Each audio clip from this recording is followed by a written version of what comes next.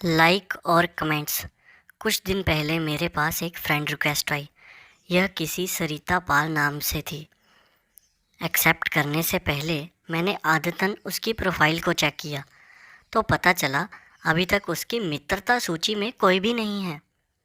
शक हुआ कि कहीं कोई फेक अकाउंट तो नहीं। फिर सोचा नहीं, फेक नहीं हो सकती। हो सकता है फेसबुक ने इस यूज़र को नया मानते हुए इसे मेरे साथ मित्रता करने के लिए सजेस्ट किया हो।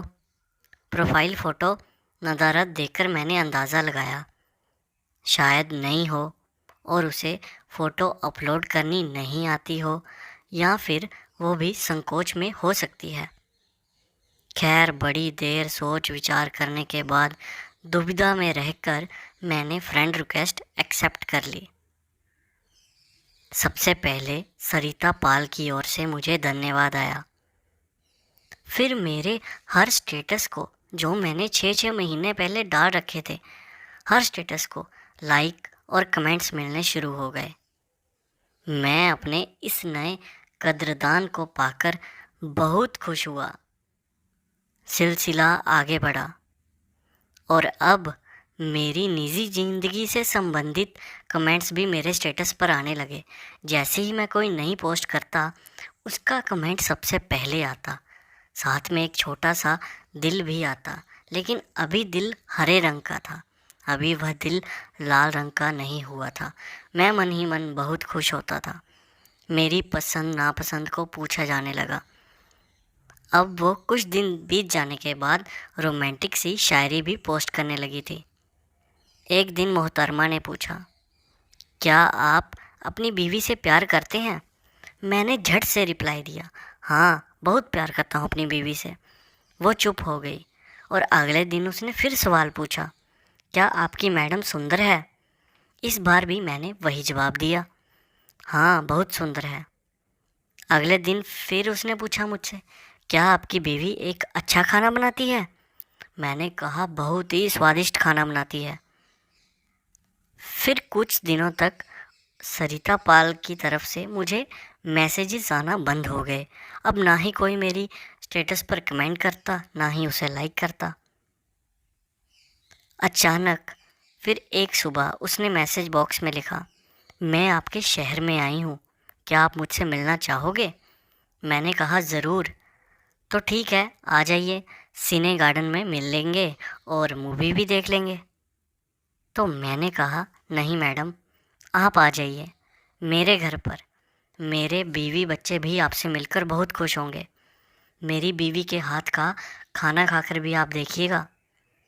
वह बोली, नहीं, मैं आपकी मैडम के सामने नहीं आऊँगी। आपने आना है तो आ जाओ। मैंने उसे अपने यहाँ बुलाने की काफ़ी कोशिश की, मगर वो नहीं मानी। सरिता पाल बार बार अपनी पसंद की जगह पर मुझे बुलाने को लेकर जिद पर अड़ी हुई थी, और मैं उसे अपने यहाँ। आखिरकार काफ़ी देर बात करने के बाद वो झुंझला उठी और बोली, ठीक है, मैं वापस जा रही हूँ। तुम डरपोक अपने घर पर ही बैठो। एक औरत तुम्हें मिलने के लिए बुला रही है और तुम उसे मना कर रहे हो। मैं इतनी दूर तुम्हारे शहर आई हूँ, फिर भी तुम मुझसे मिलने को राज़ी नहीं हो। क्या होता अगर हम दोनों मिलकर एक फ़िल्म देख लेते, थोड़ी देर पार्क में घूम लेते, तो उसमें बुरा ही क्या था? क्या बुरा था इसमें? लेकिन तुम हो के मुझे घर पर ही बुलाए जा रहे हो, बीवी बच्चों से मिलवा रहे हो। मुझे नहीं मिलना तुम्हारे बीवी बच्चों के साथ। मैं अपने शहर वापस जा रही हूँ। तुम अपने बीवी बच्चों के साथ ही घर पर बैठो, खाना खाओ, टीवी देखो, जो तुम्हारा मन बनता हो वह करो। मैंने फिर उसे समझाने का प्रयास किया और सार्वजनिक स्थल पर मिलने के खतरे गिनाए, पर वो नहीं मानी। हार कर मैंने उससे कह दिया, मुझसे मिलना है तो मेरे परिवार वालों के सामने मिलो, नहीं तो अपने घर जाओ। तभी वो ऑफलाइन हो गई। शाम को जब घर पर पहुंचा तो डाइनिंग टेबल पर लजीज खाना सजा हुआ था। मैंने पत्नी से पूछा, कोई आ रहा है क्या? वो बोली, हाँ, सरिता पाल आ रही है। मैंने कहा, क्या? वो तुम्हें कहाँ मिली? तुम उसे कैसे जानती हो? तब पत्नी ने कहा, तसल्ली रखिए साहब, वो मैं ही थी, सरिता पाल, जिससे आप रोज़ बातें किया करते थे। आप मेरे जासूसी मिशन के दौरान परीक्षा में पास हुए। आओ मेरे सच्चे हमसफ़र, खाना खाएं, ठंडा हो रहा है।